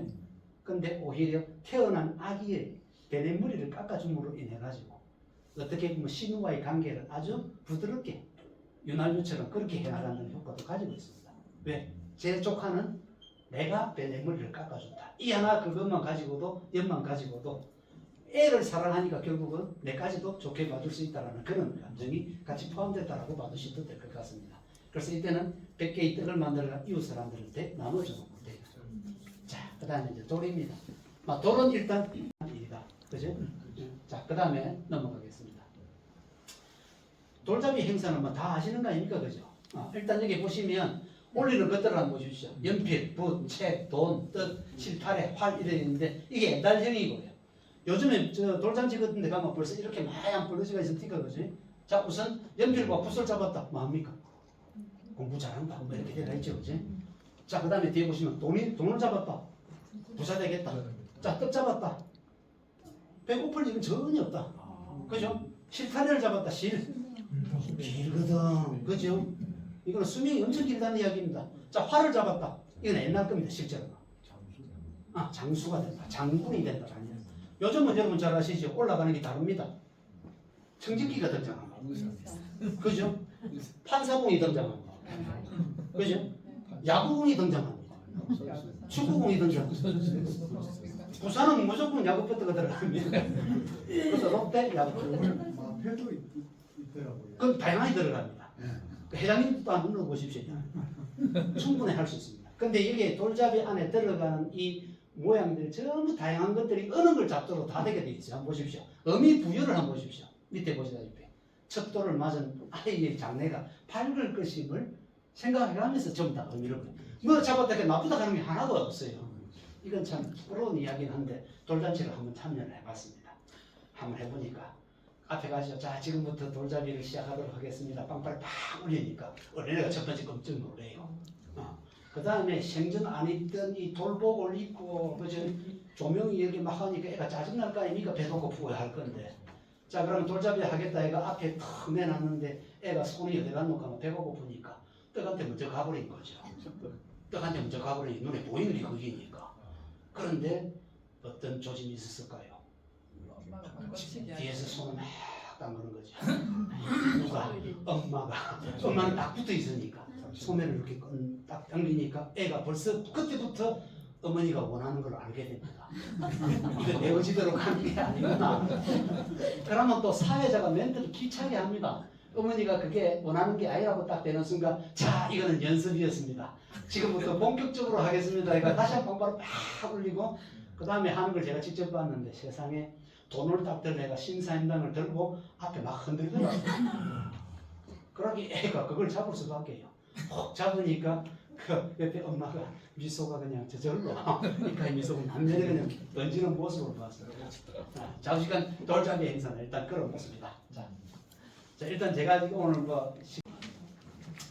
이게 사실은 그 당시에 코로나 시국에 자기의 존재감을 갖다가 잊고 지내는 우리 대학생들을 위해서 제가 이제 방금 말했던 기장 지역의 통과 의뢰, 아까 말한 산육소를 통해가 그대들이라고 하는 이 존재가 그냥 나온 게 아니고 스스로를 갖다가 낮출 필요가 전혀 없다. 그래서 자존감을 가질 필요가 있다라고 하는 거, 그걸 갖다가 이제 산육련을 통해서 설명하고자 사실 했습니다. 밑에 보시면 여러 가지 식물이 나옵니다, 그죠? 첫 번째가 벚꽃이고, 그죠? 그 다음에 두 번째가 매화꽃이고, 세 번째가 복숭아꽃이고, 네 번째가 백꽃입니다. 남자들은 이런데 둔합니다. 남자들 좋아할 곳에. 진짜 둔합니다. 그래서 이게 뭐가 뭔지 똑같은 꽃 이렇게 하면 끝납니다. 근데 어쨌든 여기도 보면 봄을 갖다가 수놓는 가장 아름다운 꽃들이긴 하지만 이 안에도 보면 조금씩 먼저 피고 늦게 피는 것들이 있습니다. 먼저 핀다고 해가지고 모두가 최고로 아름답다는 것이 아니고 늦게 핀다고 해가지고 아름다움이 덜하는 것은 아니거든요. 각자 자기 자신의 값어치가 있기 때문에 아까 우리의 조상들이, 달리 말하면 우리의 어머니, 아버지들이 내를 갖다가 이같이 키우기 위해 가지고 얼마나 많은 노력을 했고 정성을 들였는가를 3~6년 통해서 알 수 있으면 좋겠다라는 그런 의미로 기장지역의 통과 의뢰를 설명을 했기 때문에 오늘은 일단은 여러 선생님들하고 같이 한번 이야기를 해보고 싶어서 이 주제를 잡았습니다. 고맙습니다.